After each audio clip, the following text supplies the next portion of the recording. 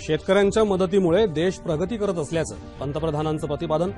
देशभरातल्या 600हून अधिक जिल्ह्यातल्या शेतकऱ्यांशी साधला संवाद। 2022 पर्यंत देशातल्या शेतकऱ्यांचं उत्पन्न दुप्पट व्हावं यासाठी गेल्या 4 वर्षात सरकारनं 2,12,000 कोटी रुपयांची केली तरतूद। पंतप्रधान नरेंद्र मोदी। सोलापूर जिल्ह्यातल्या शेतकऱ्यांना मिळाली पंतप्रधानांशी थेट संवाद साधण्याची संधी। कृषी क्षेत्रातही सहकारी तत्वावर काम सुरू केलं। सावे आपलं स्वागत करतो। आता पाहूयात बातम्या विस्तारानं। शेतकऱ्यांच्या मदतीमुळे देश प्रगती करत आहे असं पंतप्रधान नरेंद्र मोदी यांनी म्हटलं आहे। देशातल्या 600हून अधिक जिल्ह्यातल्या शेतकऱ्यांशी त्यांनी आज व्हिडिओ कॉन्फरन्सिंगद्वारे संवाद साधला। वर्ष 2022 पर्यंत शेतकऱ्यांचं उत्पन्न दुप्पट व्हावं यासाठी गेल्या 4 वर्षात सरकारनं 2,12,000 कोटी रुपयांची तरतूद केली आहे, जी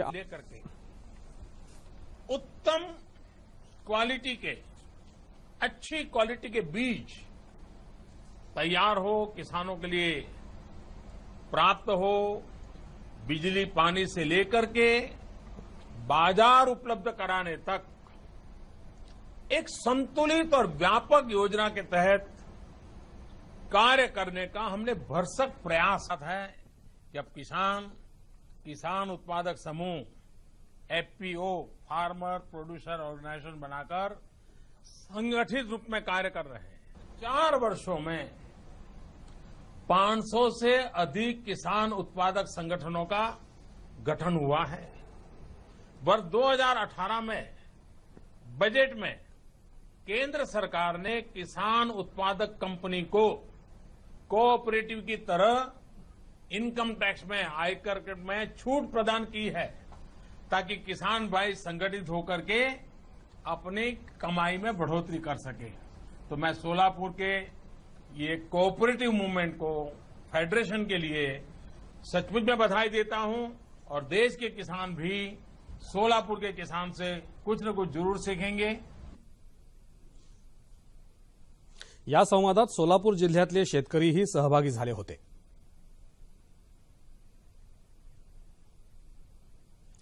पंतप्रधान नरेंद्र मोदी यांच्याबरोबर व्हिडिओ कॉन्फरन्सिंगद्वारे झालेल्या संवादात सोलापूर जिल्ह्यातल्या वेगवेगळ्या गावातून आलेल्या 6 शेतकऱ्यांनी कृषी क्षेत्रातील प्रयोगांची तसंच सरकारच्या उपक्रमांमुळे होत असलेल्या लाभाची माहिती दिली। सोलापूर जिल्ह्यात कृषी क्षेत्रातल्या सहकाराच्या प्रयोगाचं पंतप्रधानांनी यावेळी कौतुक केलं।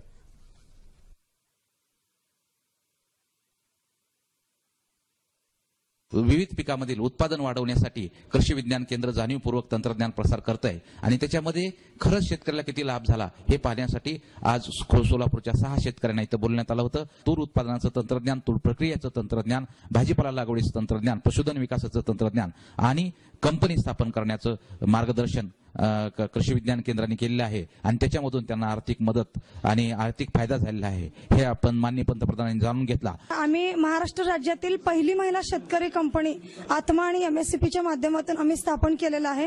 एखाद्या ग्रामीण भागातील महिलेला डायरेक्ट पंतप्रधान सरांशी बोलण्याची जी संधी मिळाली याबद्दल मी खरोखरच जिल्हा प्रशासनाच्या वतीने मी आभार व्यक्त करते। या 3 वर्षाच्या गाव दत्तकेच्या प्रणालीमध्ये आम्ही गावामध्ये विविध उपक्रम राबवले। त्या ठिकाणी की तूर उत्पादन सुरुवातीला बियाणे जास्त लागत होतं, तर लागवड ड्रिपच्या पद्धतीने लागवड केल्यानंतर एकरी पूर्वीचं जे उत्पादन होतं ते 5 ते 6 क्विंटल उत्पादन निघायचं, पण ड्रिपवर आम्हाला कृषी विज्ञान केंद्राने 30 महिलांसाठी टार्गेट गाव ठेवून 30 महिलांना देऊन आम्ही प्रत्येक महिलेनं 11 ते 13 क्विंटल पर्यंत उत्पन्न वाढवून एक नावलौकिक कळेगावचा केलेला आहे। दुसरी गोष्ट, हरभऱ्यामध्येही पाऊण एकरमध्ये 13 क्विंटल हरभऱ्याचं उत्पादन घेतलेलं आहे।